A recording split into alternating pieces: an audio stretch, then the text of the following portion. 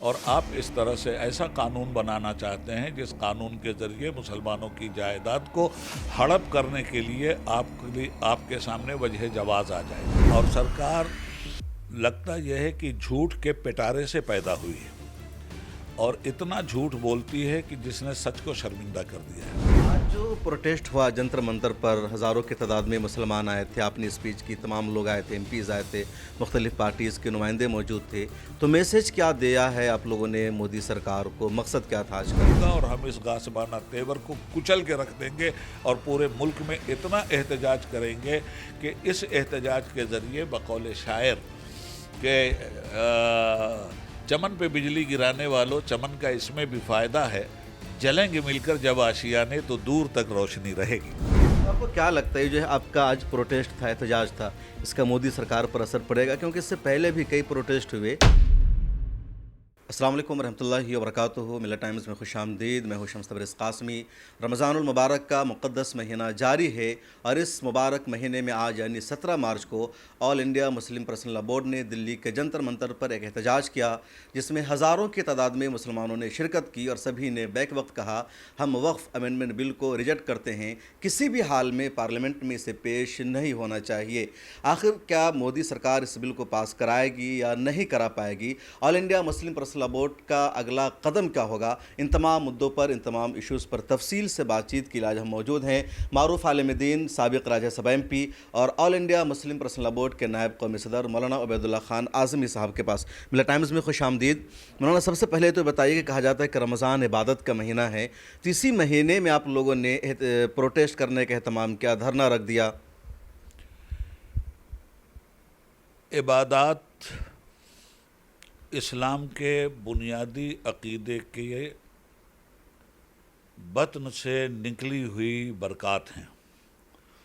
بنیادی عقائد اگر مجروح ہو رہے ہوں تو عبادات کے ساتھ بنیادی عقائد کے تحفظ کے لیے میدان عمل میں آنا اللہ کے کرم سے یہ بھی بڑی عبادت ہے. وقف کے سلسلے میں اسلامی نقطہ نظر یہ ہے کہ جس طرح نماز و روزہ، حج و زکوٰۃ ہمارے بنیادی ایمانی اور اعمالی جز ہیں، اسی طرح سے دین کے تحفظ کے لیے اور اس کے فروغ کے لیے نیز عوام کی فلاح و بہبود کے لیے وقف کا ایک ایسا فلسفہ اسلام نے پیش کیا ہے جس کے ذریعے عوام الناس کی خدمت کا چشمہ ابلتا ہے.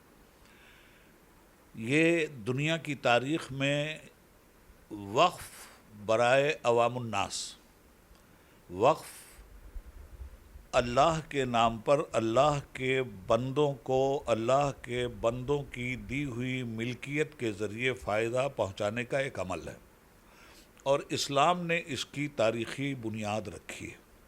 اسلام سے پہلے اس طرح کا کوئی تصور کسی بھی قوم و ملت میں نہیں پایا جاتا. چنانچہ 1400 سال گزر گئے، آج تک یہ سرچشمہ سونامی کی طرح ابل رہا ہے اور پوری دنیا میں مسلمانوں نے وقف کی جائیدادیں اللہ کے نام سے وقف کر کے تعلیم کے لیے، میڈیکل کے لیے، اسکول کے لیے، مساجد کے لیے، عبادت گاہوں کے ساتھ قبرستانوں کے لیے، درگاہوں کے لیے بڑی بڑی زمینیں وقف کی، اور ان کے ذریعے یہ خیراتی عمل عوام الناس کو فائدہ دینے کا موجب ٹھہرا. آج ہندوستان میں بھی 1200-1300 سال سے یہ عمل جاری ہے، اور ہمارے بزرگوں نے بڑی بڑی جائیدادیں مساجد کے لیے، مقابر کے لیے، درگاہوں کے لیے، امام باڑوں کے لیے اللہ کے نام پہ وقف کی، اور وہاں سے یہ چیریٹی کے سلسلے چل رہے ہیں. وقف کونسل یا وقف بورڈ یہ بھی ہندوستان کی آزادی کے بعد ملک کے سنویدھان کا ایک لازمی جز بنا، اور اس کی حفاظت کی ذمہ داری ملک میں کسی بھی پارٹی کی حکومت ہو، اس کی ذمہ داری بنتی ہے کہ اس کا تحفظ وہ کرے. جہاں تک ترمیمی ایکٹ کا سوال ہے، ترمیم ہر دور میں ہوئی ہے، ترمیم اس دور میں بھی ہوتی تو ہمیں کوئی اختلاف نہیں تھا، مگر ترمیم برائے تعمیر ہونی چاہیے، ترمیم برائے تخریب نہیں ہونی چاہیے. آج تک جتنی بھی ترامیم ہوئی ہیں وہ ساری ترامیم اس لیے ہوئی ہیں کہ جو بھی کمیاں رہ گئی تھیں، کمزوریاں رہ گئی تھیں یا خرابیاں در آئی تھیں، یا ہندوؤں نے یا مسلمانوں نے یا خود گورنمنٹ نے وقف کی املاک پہ قبضہ کیا، ان تمام تر چیزوں کو ختم کرنے کے لیے قانونی شکنجہ کس طرح سے کسا جائے، ترمیم کا مطلب یہ ہوتا ہے۔ مگر آج جو ترمیم کے نام پر وقف کی املاک کے ساتھ موجودہ حکومت کھلواڑ کر رہی ہے، وہ بہت ہی ملک کے قانون کی گردن مروڑنے کے مترادف ہے۔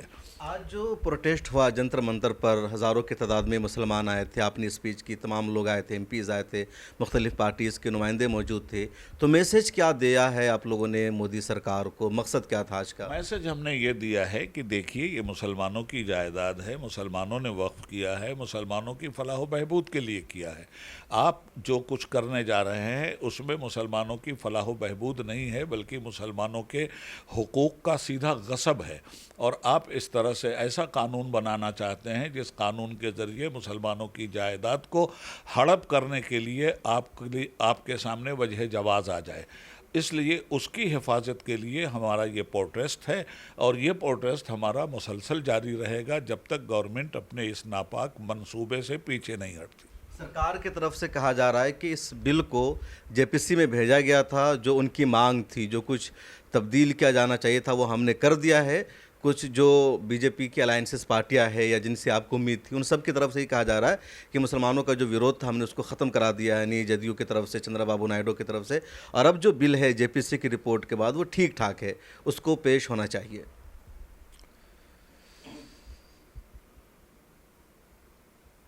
جھوٹ کی ایک حد ہوتی ہے، اور سرکار لگتا یہ ہے کہ جھوٹ کے پٹارے سے پیدا ہوئی ہے، اور اتنا جھوٹ بولتی ہے کہ جس نے سچ کو شرمندہ کر دیا ہے۔ میں یہ کہتا ہوں کہ کوئی بھی بل کسی بھی ملت کے سلسلے میں اگر لانا ہوتا ہے تو حکومت پہلے اس ملت سے صلاح و مشورہ کرتی ہے، اور صلاح و مشورے کے بعد اس کو ایک عملی جامہ پہنایا جاتا ہے۔ ہم سے صلاح و مشورہ نہیں کیا گیا، یہ بل ہم پر تھوپا گیا ہے، مگر اس بل کے خلاف جب ہم سے یہ رائے مانگی گئی تو ہم نے رائے کی شکل میں آل انڈیا مسلم پرسنل لا کی سرپرستی میں ملک کے لوگوں سے اپیل کی، اور ہندوستان کے 5 کروڑ سے زائد مسلمانوں نے اپنا سگنیچر دیا کہ یہ وقف ترمیمی بل ہم ریجیکٹ کرتے ہیں، یہ مسلمانوں کے فائدے کے لیے نہیں ہے، مسلمانوں کی جائیداد کو ہڑپ کرنے کے لیے ہے۔ مگر اب بے ایمانی دیکھیے کہ جے پی سی جوائنٹ پارلیمنٹری کمیٹی میں جتنے بھی ایم پیز تھے، آج سارے ایم پیز نے اس بات کو کہا کہ ہماری ایک بھی رائے نہیں مانی گئی اور ہمارا ایک بھی مشورہ قبول نہیں کیا گیا، یہ پہلے سے جو کچھ بھی گورنمنٹ نے سیٹ کیا تھا اسی کو حکومت کی تائید میں پیش کر دیا گیا۔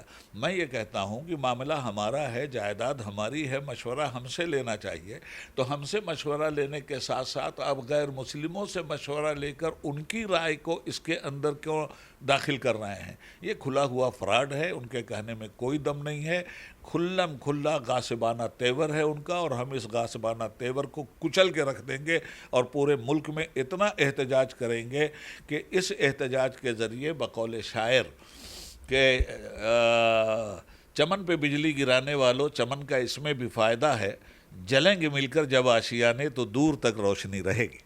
تو آپ کو کیا لگتا ہے جو ہے آپ کا آج پروٹیسٹ تھا، احتجاج تھا، اس کا مودی سرکار پر اثر پڑے گا؟ کیونکہ اس سے پہلے بھی کئی پروٹیسٹ ہوئے اور سرکار نے سیریس نہیں لیا، شاہین باغ رہا، سی این آر سی کے خلاف کئی مہینہ احتجاج ہوتا رہا دیش بھر میں، کسانوں نے احتجاج کیا، سرکار اس کے سامنے بھی نہیں جھکی، میٹنگ ہوتی رہی، تو آپ کو لگتا ہے کہ ایسا نہیں ہے؟ کسانوں کے سامنے تو سرکار جھکی اور کالا قانون واپس ہوا، کسانوں کے سامنے نہیں جھکتی ہے؟ ہاں، تو اصل میں کیا ہے، اس سرکار کا ایک نظریہ ہے، اور اس نظریے کے تحت یہ ہندوستان کی تمام تر اقلیتوں کو غلام بنا کر منوسمرتی ان کے اوپر لاگو کرنا چاہتی ہے، جو ملک کے دستور کے قتل کے مترادف ہے۔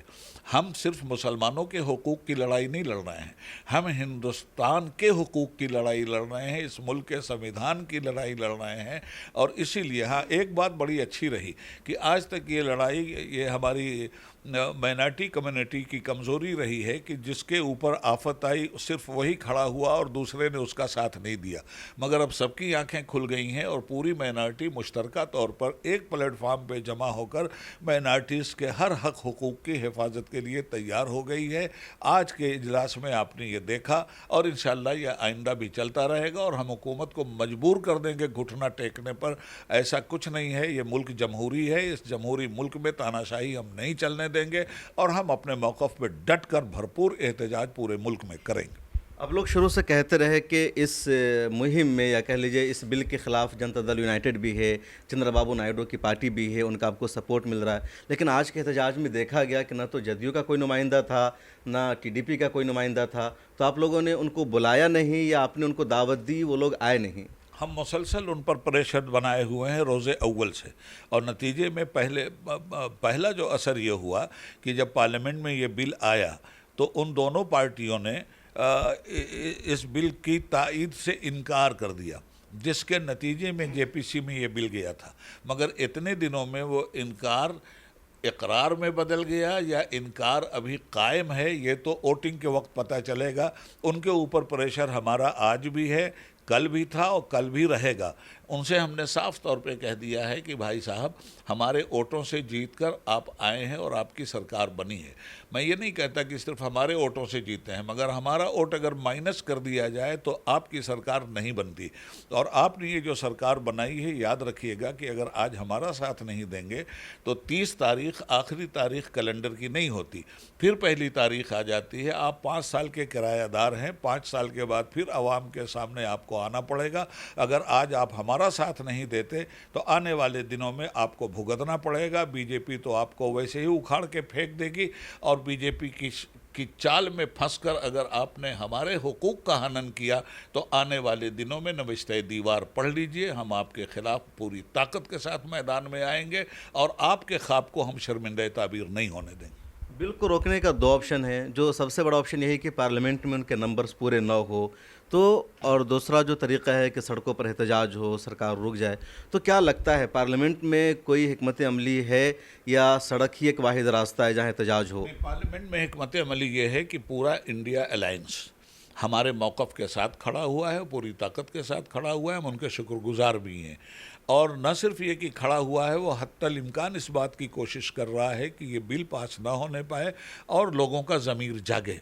اگر اس کے باوجود یہ بل پاس ہوتا ہے تو، اور چونکہ عددی اکثریت ان کے پاس ہے، چندرا بابو نائیڈو یا نتیش کمار یا چراغ پاسوان، ان تینوں کے مشترکہ ووٹ اگر ان کے ساتھ جاتے ہیں تو یقیناً یہ بل پاس ہو جائے گا۔ مگر اس بل کے پاس ہونے کے بعد ہم اتنی بڑی طاقت اور شکتی پیدا کر دیں گے کہ یہ بل ان کی پولیٹیکل بل میں گھسا کے رکھ دیں گے، اور انشاءاللہ ہمارے سامنے ان کو جھکنا پڑے گا اور یہ ناپاک بل واپس لینا پڑے گا۔ ایک اور چیز میں نے نوٹس کیا کہ آر جے ڈی کی طرف سے بھی کوئی نمائندہ موجود نہیں تھا آپ کے اسٹیج پر، دوسری پارٹیوں کے نمائندے موجود تھے۔ منوج جھا صاحب نے آنے کا وعدہ کیا تھا، کوئی مجبوری رہی ہوگی، ورنہ آر جے ڈی مکمل طور پہ ہمارے ساتھ۔ ہاں، اور جگہ بھی رہی ہے۔ تو دلی میں احتجاج ہو آپ کا، اور شہروں میں کس طرح احتجاج کا پلان ہے؟ آئندہ کی پلاننگ ہم کریں گے۔ ابھی تو ہم یہ دیکھ رہے ہیں کہ پارلیمنٹ میں اس کا کیا اثر ہوتا ہے اور اس کا کیا نتیجہ برآمد ہوتا ہے، چونکہ عید بھی سامنے ہے، رمضان کا مہینہ بھی، اور اسی مہینے میں ہم لوگوں کا بھی ٹیسٹ ہوا اتفاق سے۔ آج 16 تاریخ تھی رمضان شریف کی، روزہ رکھے ہوئے میدان عمل میں پورا بورڈ آیا اور پوری قوم آئی۔ ہم پوری قوم کے شکر گزار بھی ہیں کہ اس نے اپنے فرض منصبی کو سمجھا، اور ایک تاریخی دن آج کا تھا۔ آج سعودی عرب میں 17 رمضان ہے، اور 17 رمضان ہمیں، اور چونکہ 16 رمضان کو مومنٹ مدینے سے بدر کے لیے ہو گیا تھا، اس لیے 17 رمضان اور 16 رمضان بھی ہماری تاریخی اہمیت کا حامل ہے۔ اللہ پہ بھروسہ کر کے ہم میدان میں آئے ہیں، نہ تیغ و تیر پر تکیہ، نہ خنجر پہ، نہ بھالے پر بھروسہ ہے تو ایک سادہ سا کالی کملی والے پر۔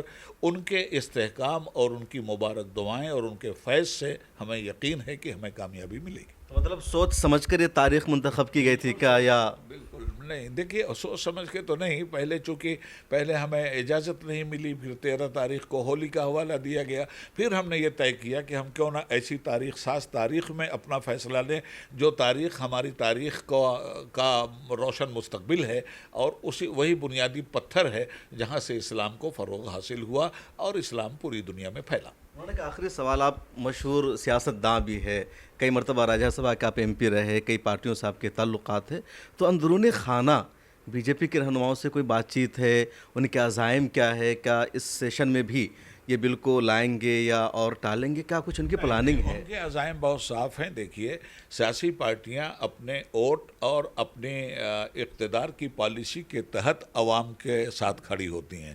انہوں نے نفرت کا ایسا زہر پلا دیا ہے پورے ملک کی اکثریت کو.